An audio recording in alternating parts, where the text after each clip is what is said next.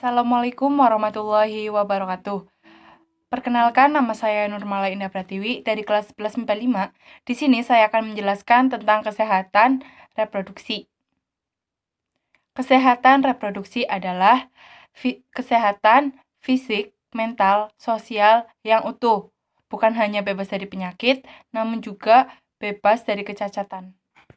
Dan dalam aspek yang berhubungan dengan reproduksi, ada beberapa faktor yang mempengaruhi kesehatan reproduksi. Yang pertama, faktor sosial ekonomi dan demografi. Faktor yang berhubungan dengan kemiskinan, tingkat pendidikan yang rendah, dan pengetahuan tentang tempat tinggal di daerah terpencil. Yang kedua, ada faktor budaya dan lingkungan. Contohnya ada praktek tradisional, kepercayaan banyak anak, banyak rezeki. Yang ketiga, ada faktor psikologis. Ini ada akibat dari kerusakan orang tua atau keretakan rumah tangga orang tua yang bisa mempengaruhi psikologi kita dan kehilangan rasa kebebasan.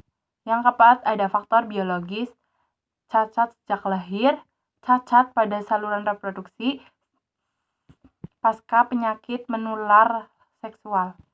Dan juga kesehatan reproduksi sangatlah penting pada masa ibu hamil dan proses persalinan agar ibu dan bayi bisa selamat sampai melahirkan.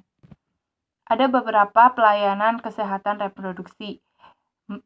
Yang pertama ada kesejahteraan ibu dan anak.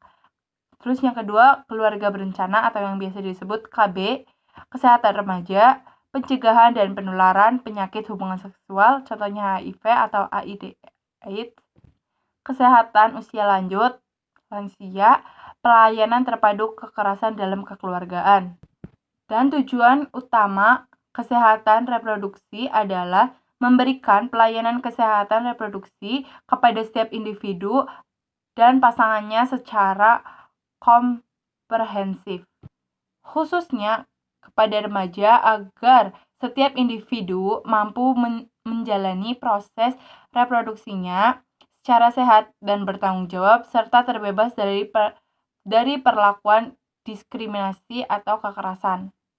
Dan juga kesehatan reproduksi juga menyangkut kesehatan sosial dan pendidikan seksual yang bertujuan untuk mencegah, menjaga, dan mengembalikan fungsi organ seksual dari gangguan. Ada beberapa cara dan langkah yang harus dilakukan dalam menjaga kesehatan atau kebersihan reproduksi. Yang pertama, menjaga kebersihan daerah kelamin. Yang kedua, hindari pakai celana yang ketat. Yang ketiga, pemeriksaan skrotum. Yang keempat, pemeriksaan kadar PSA. Yang kelima, melakukan olahraga teratur. Yang keenam, menghindari rokok. Yang ketujuh, hindari minuman alkohol, berperilaku seksual secara sehat, makanan yang bergizi, hindari stres. Dan itu adalah beberapa cara merawat organ reproduksi. Mengapa para remaja sekarang harus bisa mempelajari kesehatan reproduksi? Ya, karena kesehatan reproduksi adalah yang paling penting, karena masa remaja adalah waktu yang terbaik untuk membangun kebiasaan, baik menjaga kebersihan yang biasa menjadi aset dalam jangka yang panjang.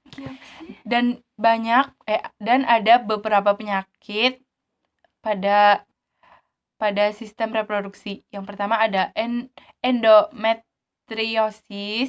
Yang kedua bahkan bisa menyebabkan kanker serviks, PSCOS, fibrain rahim, HIV atau AIDS. Ya, cukup sekian yang bisa saya sampaikan. Apabila ada kesalahan kata atau pengucapan, mohon maaf. Wabillahi taufiq wal hidayah. Wassalamualaikum warahmatullahi wabarakatuh.